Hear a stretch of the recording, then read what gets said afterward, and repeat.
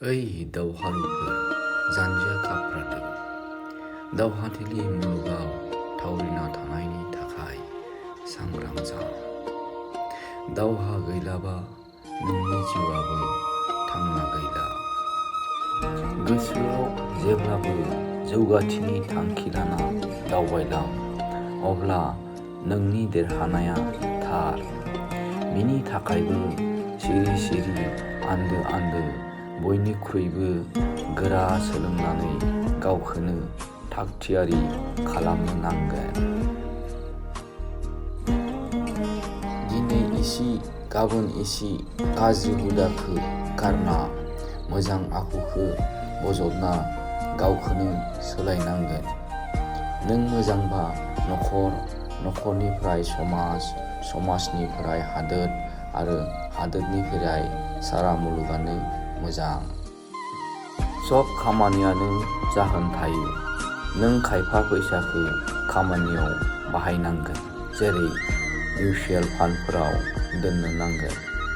Mutual फान्डनि भावआ खमिबा दोन आरो दिहुननाय समाव बिनि उल्था।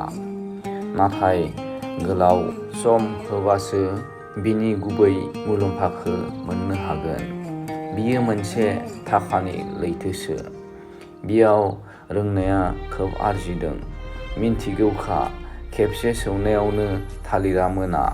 दिनै दोनगोन गाबोन दोनगोनावनो दोननायनि समानो जाया। दिनैनो मोजां सान, दानो दोन। बिफाया फिसाखौ उन्दै लेखा फोरोंनाय समाव गोरा आरो बुनोबो नांनो हागौ मोजां जानायनि थाखाय। जाय फिसाया बिफाजों बुजादों बै गथ'आनो जौगादों। जौ लोंना हिनजाव आरो लोरबांनि सिगाङाव गेदेर खोन्थैना जेबो जाया। बुहुमाव दाबो गोबां मावनो दिहुननो गोनां खामानि दं। नोंबो माबा मोनसेयाव नोंनि रोंगौथिखौ बुहुमाव जोंखांहोनो नाजा। गेदेर खामानियाव गोलाव सम आरो मेंनाय गैयै बावसोमनाय थाफायो। नों बारा लुगैदोंब्ला इसे बारा मावनांगोन। सब मानसियानो फानो। फाननाया थांना थानायनि गेदेर मोनसे राहा। गावनि रोंगौथिखौ जायनो बारा फोस्रांना गावखौनो फानदों बेनो जौगादों। सोरबाया दाहोना रुवाथि थाना, सोरबाया साख्रि मावना, सोरबाया गला होना, सोरबाया फालांगि खालामना बयबो गावनि रोंगौथिखौ फानो। गोदोनानि सानिजों खर'जों फाननानै आरजिनाया बयनिबो साबसिन आरो बिनि सिंनिजों फाननानै आरजिनाया बेयावनो थांफिनो। थांना थानाय समाव नोंनि आंनि खालामना रावबो गेदेर जानो हायाखै। मानसिया फैनोसो 9 मांखो लायो, नाथाय थांनाया हरखाबसो जायो।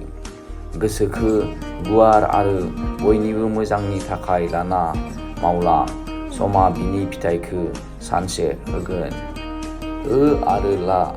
नों जेखौनो होगोन इसोराबो बेखौनो लाख'नो हायि होफिनगोन। भगवान श्री कृष्णआ गावनि उन्दैनि गोरिब लोगो सुदामा फैनायाव गावनि थाखाय मा लाबोदों होनना सोंग्रोदोंमोन। बिबायारिया अराय बिबथिङो, दान होग्रानाव जेनिबो आंखाल गैया जायो। भिडिअखौ नायना मोजां मोनदोंब्ला अन्नानै लाइक, कमेन्ट आरो शेयार खालाम। लोगोसे चेनेलखौ साबस्क्राइब आरो नटिफिकेसनखौ अल खालामनो गुरै खावलायहरबाय।